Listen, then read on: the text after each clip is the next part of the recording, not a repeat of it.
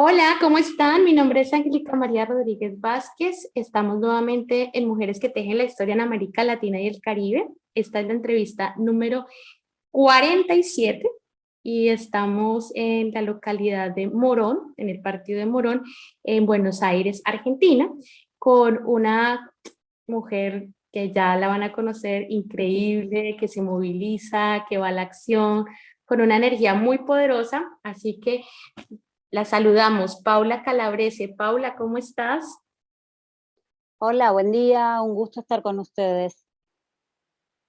Paula, bienvenida a Mujeres que Tejen la Historia en América Latina. Este es un proyecto que inicia con la idea de hacer memoria, de pensar a estas mujeres que van tejiendo desde la cotidianidad esta patria grande y bueno, esta región grande que es América Latina y el Caribe. Me gustaría para que la gente te conozca y sepa quién es, que nos remontáramos hacia el pasado, ¿no?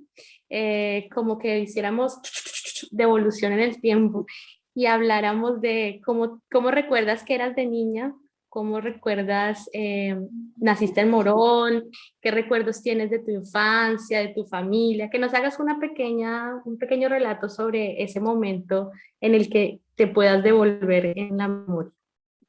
Bien, les cuento, tengo 54 años casi. Nací en un pueblito llamado Deró, de la provincia de Buenos Aires. He vivido en otros pueblitos hasta que, bueno, llegué a Morón, digamos, ¿no? Propiamente dicho. La infancia, por lo que recuerdo, no tenía nada que ver con lo que soy hoy en la actualidad o lo que soy hace un par de años. De hecho, me he encontrado con compañeros de la primaria y de la secundaria y que no pueden creer que sea esto que soy hoy. Según ellos, porque dicen que siempre tuve la misma esencia de buena compañera, de buena persona, solidaria, pero muy callada, muy silenciosa, totalmente diferente a lo que soy. Que siempre digo que el tema de la pandemia ha sacado en mí todo esto que estaba en el interior, quizás, y que, bueno, de manera virtual poco a poco fue saliendo. Pero bueno, tengo dos hermanos, varones, mis padres, por suerte todavía los tengo, dos hijos maravillosos, y bueno, eso es en concreto mi historia. Me interesa mucho la solidaridad, por eso siempre digo de que me gusta conocer gente, mucha gente, porque cuando más gente conozcamos, más nos relacionamos y más posibilidades tenemos de que nos ayuden. De que nos ayuden siempre digo lo mismo, ¿no? Desde estar, compartir un ratito de tiempo, bueno, en concreto, mi esencia creo que es esa, ¿no? Qué interesante, qué lindo. ¿Qué hacía tu papá y tu mamá? ¿A qué se dedicaban ellos? Mi mamá era enfermera, que lo empezó a hacer de grande, estudió de grande, se recibió de grande, pero bueno, tuvo una linda carrera. Mi papá era empleado municipal. Bueno, yo siempre digo que soy muy parecido a mi papá, ¿no? La, la energía es de él.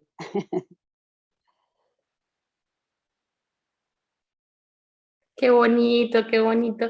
Y además también pensar en que tu mamá tuvo también esa capacidad de cuidar al otro, ¿no? Ese don de dar una vida, porque, digamos, son profesiones que sí o sí están para atender a otra persona, para cuidar a otra persona, eso del cuidado, ¿no? Y las Sí, mujeres de sí. alguna manera hemos estado inmersas en eso del cuidado y por muchos años. En tus recuerdos de infancia, ¿qué jugaban en ese tiempo? ¿Cómo era qué imágenes tienes de esa época de la Argentina o del lugar donde creciste? Derek, me dijiste que es el lugar. Deró, Deró, Deró. Dero. Mira, yo siempre digo de que cuando uno va madurando, yo, cuando he ido madurando, he ido viendo cosas de mi Argentina que para mí nunca pasaron. Por supuesto que existieron, sí, pero no las viví, porque en el pueblo se vivía de otra forma, de manera diferente, sobre todo en ese momento que por ahí no estábamos tan conectados como estamos hoy, ¿no? No digo que era mejor ni peor, pero no estábamos tan conectados. Entonces, muchas cosas que han pasado en la Argentina, buenas y malas, no las he vivido. No las he vivido, en mi casa no, como que no se hablaban de estas cosas, pero no por nada, creo, sino por la manera que teníamos de vivir, ¿no? Tranquilamente, relajadamente. Entonces hay muchas veces cosas que me entero de la historia, leyendo o escuchando, que como que parece otra Argentina. O sea, yo siempre viví, de hecho, cuando vinimos a vivir a Morón, que vivimos en un montón de otros lugares, porque no fue en Morón que nos quedamos de entrada, vivimos en otros lugares, también tranquilos, tranquilamente, digamos sanamente, como se vivía en ese momento en los pueblos, ¿no? Que bueno. De todos los lugares que has visitado, ¿cuál es así como el que más te emocionó, que te dejó un bello recuerdo, como que es como un momento así en el cofre de la memoria muy Sí, especial sí. para ti? Mira, yo por eso digo, me he mudado un montón de veces y he vivido por un montón de lugares. En un momento de mi vida estuve viviendo en Córdoba, en la provincia de Córdoba, y realmente, o sea, hasta ese momento yo obviamente que tenía conocimiento del lugar, pero hasta que cuando empecé a vivir ahí, viste cuando decís, yo tengo sangre cordobesa, mi lugar en el mundo es Córdoba, no sé, Carlos Paz, Villa del Lago, todos esos lugares que no sé si has tenido el placer de conocer, pero viste cuando decís, acá, este es mi lugar, acá me quedo, desde la gente, por supuesto los paisajes no tienen nada que ver con lo que es Buenos Aires, menos Morón. Entonces, mi lugar en el mundo es Córdoba. Córdoba capital, el cuarteto. Además que te encanta el baile, yo he visto que te encanta el baile. El baile Sí, sí. es un movimiento, habla del movimiento y la necesidad de conectarse con el entorno. Esas habilidades, por ejemplo, tú venías diciendo, yo era muy silenciosa, muy callada, pero hay habilidades que me imagino que fuiste desarrollando y que fuiste encontrando. ¿Cuál fue, digamos, esa habilidad con la que tú sí sientes que desde niña has estado como más conectada y que dices, bueno, esa la sigo usando todavía? Yo creo que el baile, mira, porque recuerdo que cuando tenía, no sé, 10 años, 11, había empezado a estudiar ballet. Me acuerdo que todo el tiempo estaba practicando. Cuando vas a aprender ballet, la profesora de ballet tiene un bastón, algo que te va marcando el ritmo y así.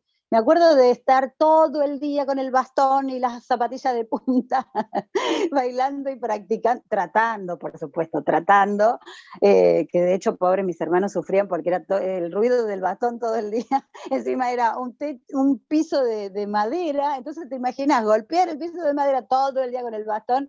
Así que yo creo que el baile desde los inicios de mi vida es lo principal, y es como vos decís, no hace falta hablar para conectar con el baile, ¿cierto?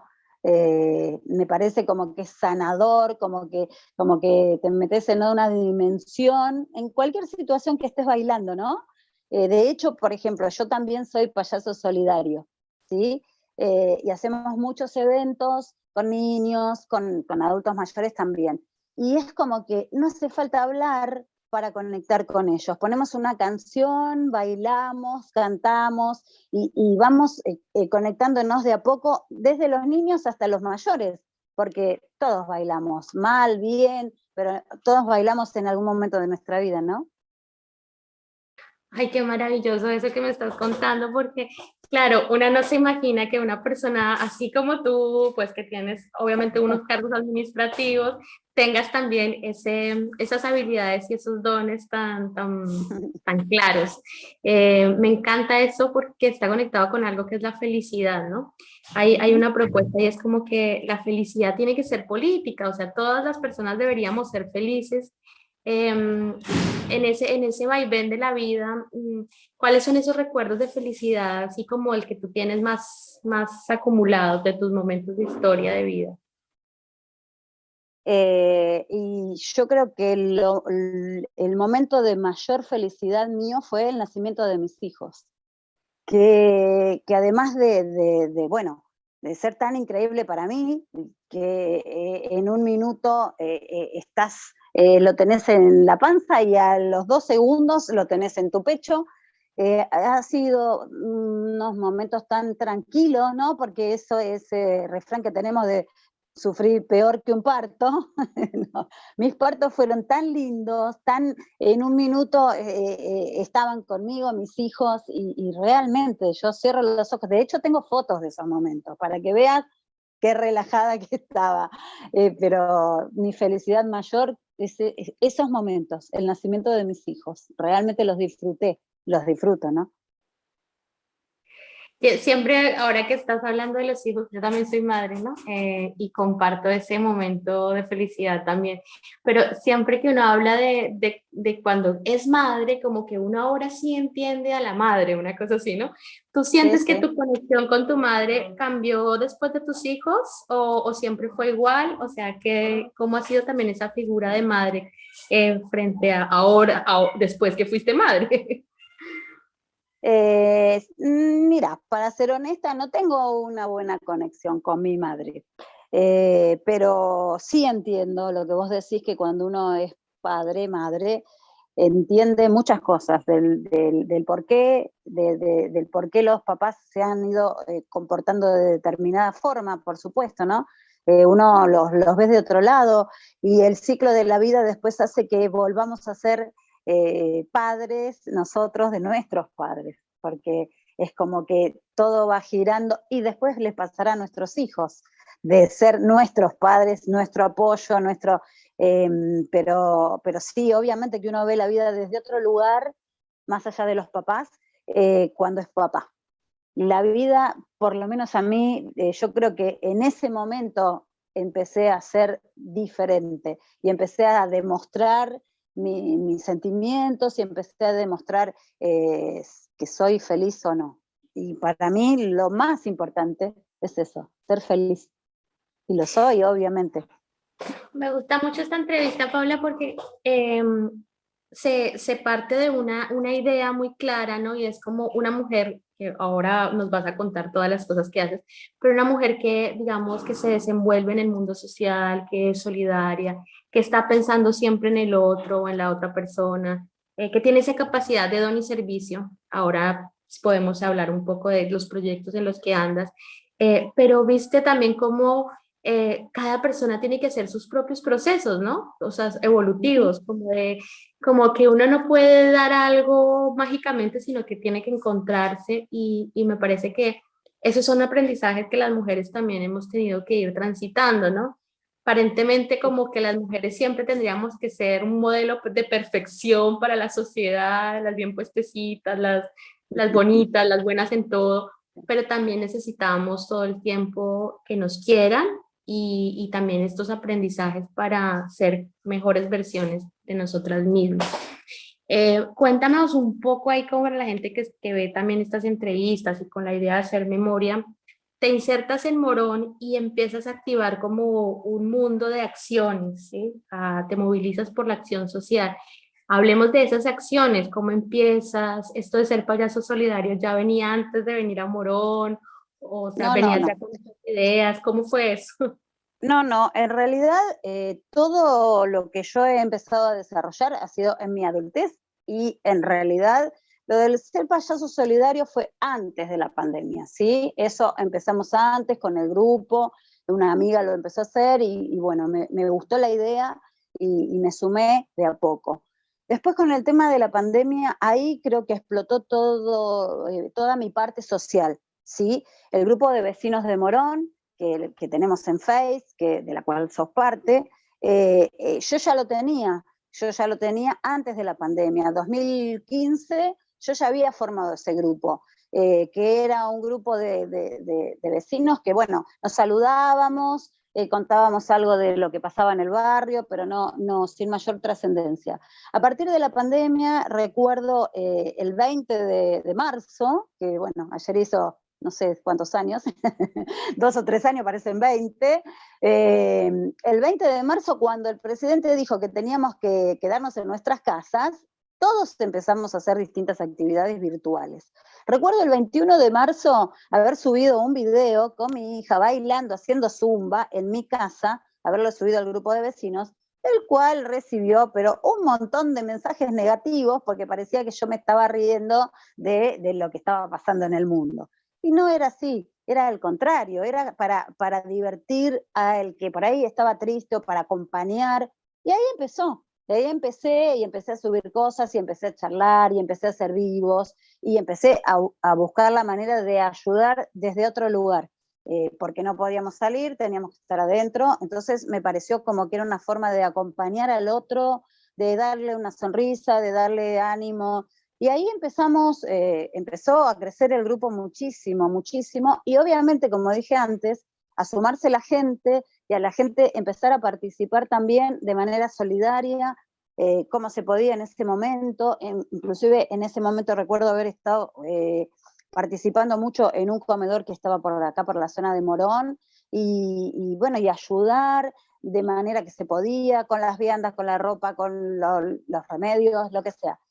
Pero todo esto o sea, nació a partir de una situación que para muchos ha sido muy triste, muy difícil. Y yo siempre digo que a mí me dio otra vida, otra perspectiva de relacionarme con las personas, de sociabilizar, de encontrar mucha gente muy valiosa, muy buena gente, porque la verdad que este camino solidario es hermosísimo y siempre digo lo mismo, dar es dar, sin ver qué hay más allá.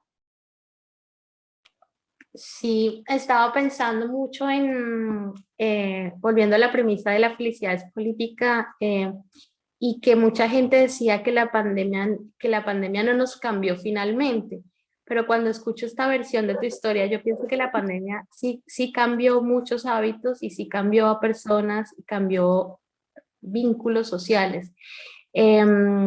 Es como que esto que tú estás relatando nos lleva a pensar siempre que de los momentos más difíciles pueden salir como las situaciones más bellas, ¿no? Y como de ese Sí. carbón puede salir un gran diamante, ¿no? Así que bueno, Totalmente, sí. esta Sí, sí, experiencia, totalmente.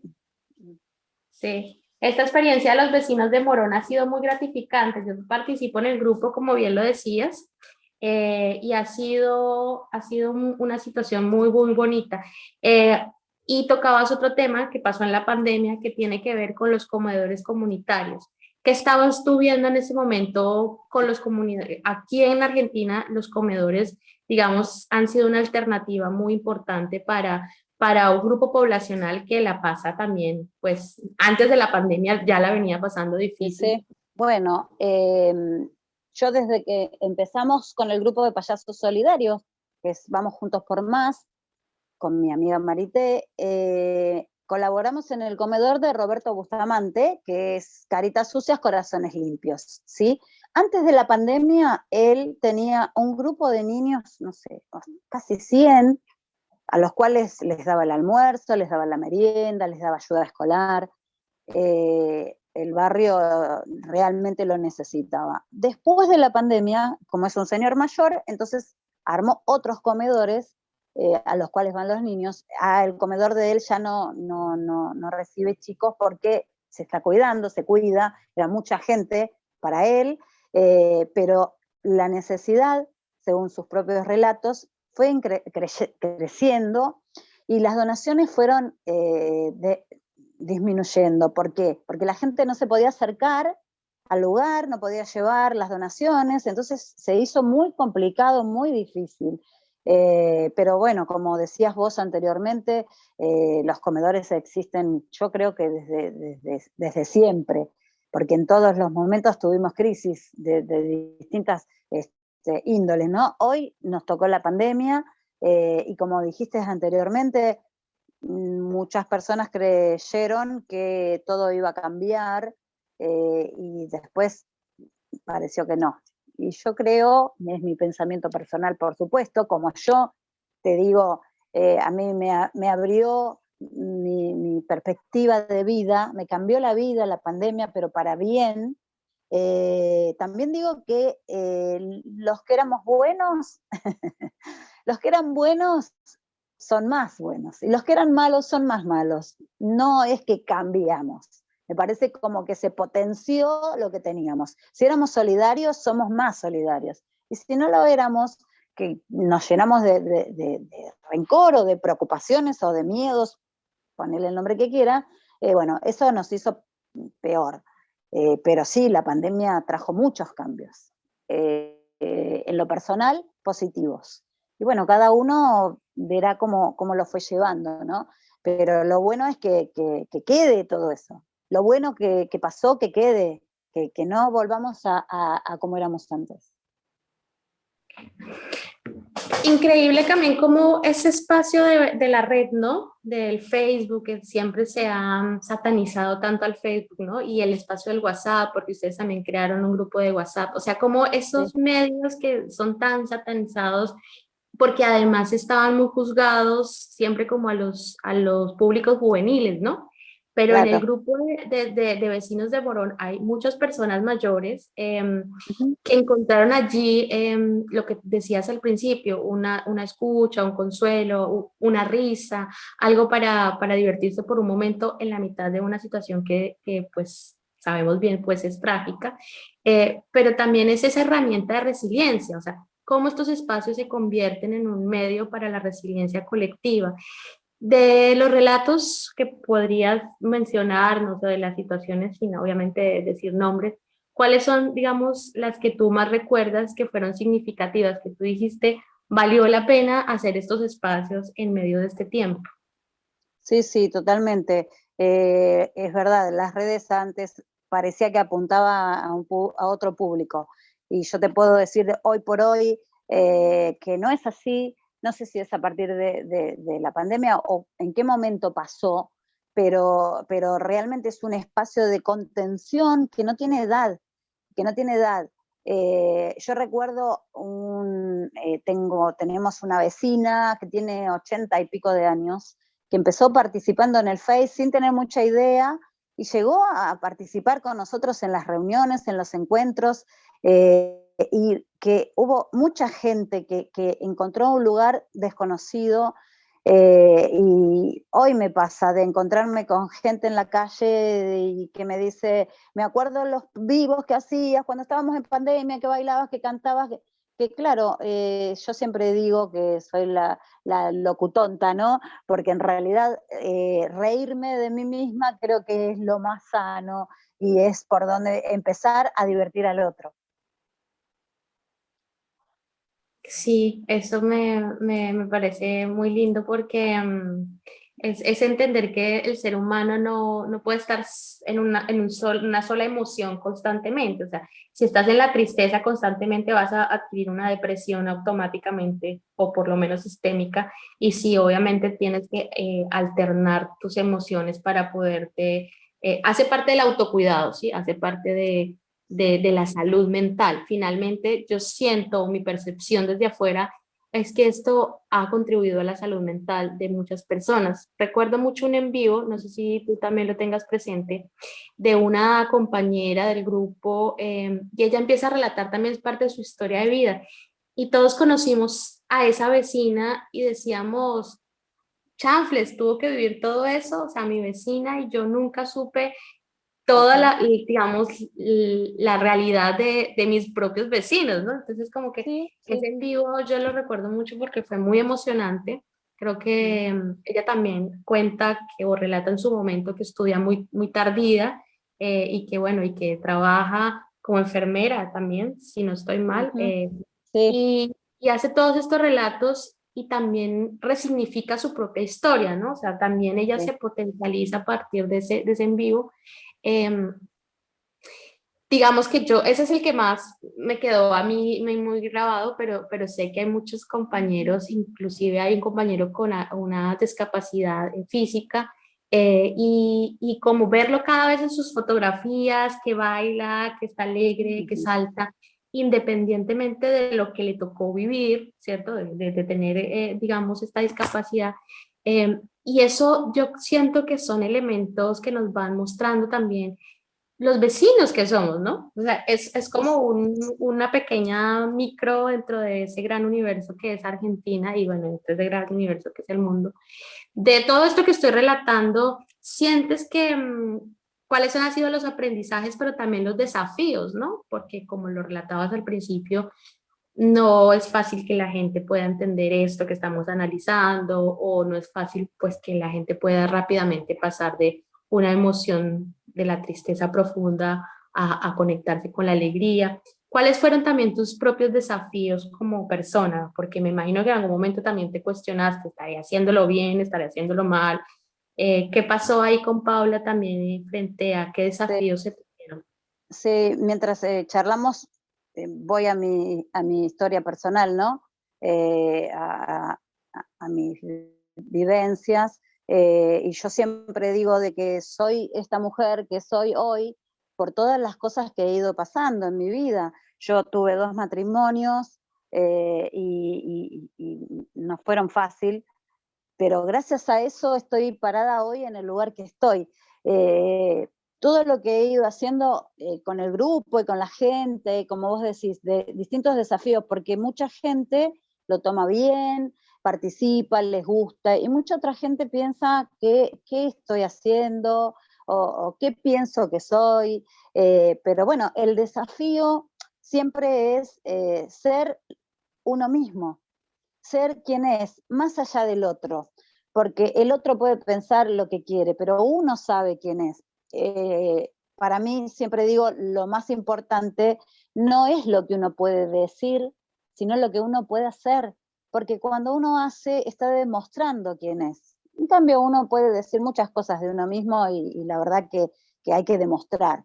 Los hechos son los que valen y realmente, como vos decías, de Carlitos, que es ese amigo discapacitado, uno ve cómo él pudo salir adelante a pesar de todo. ¿Cómo uno no va a poder? Si uno está entero, si uno tiene todo para estar bien, todos los días hay que levantarse pensando, hoy va a ser un día mejor que el de ayer, ¿sí?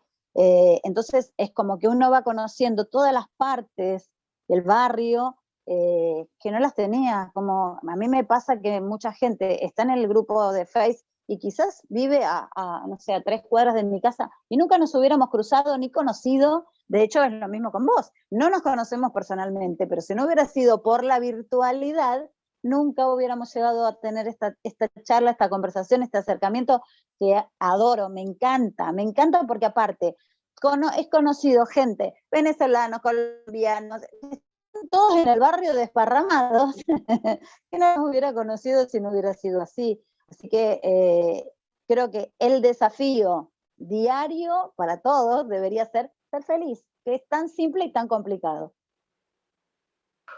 Sí, esta ha sido una entrevista muy, muy sustanciosa, muy jugosita, porque sé que lo has disfrutado como yo, así que por Sí, me eso sé encanta. que ha sido, siempre antes de cerrar las entrevistas preguntamos a la invitada cómo quisiera ser recordada en la historia.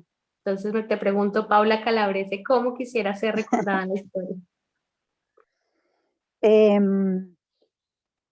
a mí me emociona, pero a mí me gustaría que me recordaran como una persona feliz y solidaria. Simplemente eso. No sé si lo voy a lograr, pero es lo que intento, es mi meta, ser feliz. Qué bello. Cuando hablas de solidaridad, a mí me gustaría poder entender para ti qué significa la solidaridad, o sea, cómo la defines tú. La solidaridad es pensar en el otro, qué necesita el otro, más allá de lo material, ¿sí? Pensar en el otro, no pensar en uno. Muchas veces uno pide una colaboración y el otro dice, no tengo nada para dar. Y yo siempre digo de que sí tenemos que querer dar eso, ese ratito, ese abrazo, si necesitan un vívere, ¿no? Por supuesto que también, pero me parece como que dar es eso, dar es pensar qué necesita el otro, sin pensar en uno mismo, ¿no? Pues así terminamos entonces esta entrevista porque, como lo dijiste, retomando las palabras de este músico tan importante, dar es dar. Así. Sí. Muchísimas gracias, Paula. Gracias por ser parte de Mujeres que Tejen la Historia en América Latina y el Caribe. Gracias por hacer este ejercicio de memoria también desde tu propia historia, por los aportes que le das hoy en día a este territorio, a Morón, partido de la provincia de Buenos Aires, del Ámbar que llamamos. Y bueno, esperamos también que otras mujeres en otros territorios latinoamericanos también se conecten con esta historia y que podamos seguir tejiendo esta gran región desde algo tan simple, pareciera simple, que no es simple, pero algo tan valioso e importante como ser feliz y ser solidario. Así que muchas gracias. Muchas gracias a vos, un placer. Y bueno, estemos unidos, unidos desde el corazón. Eso es lo más importante. Muchas gracias y la verdad, muy linda la tarea que realizás de unir mujeres de distintos lugares. Gracias. Sí, así que te invitamos a todas las personas que ven estas entrevistas a suscribirse al canal de YouTube y bueno, luego llegarán algunas publicaciones ya con todos estos testimonios. Así que un abrazo gigante, que te vaya muy bien en tu trabajo el Gracias, día de de hoy corazón. Gracias, gracias. y una Y bonita gracias semana por haber también. pensado en mí. Gracias por haber pensado en mí. Un placer. Claro. Sí. Yo te felicito también por ese trabajo que haces y sé que cada vez más hormiguitas Vas se sumando. van Sí, sumando. Así que gracias. bueno, cuídate mucho. Chao, chao.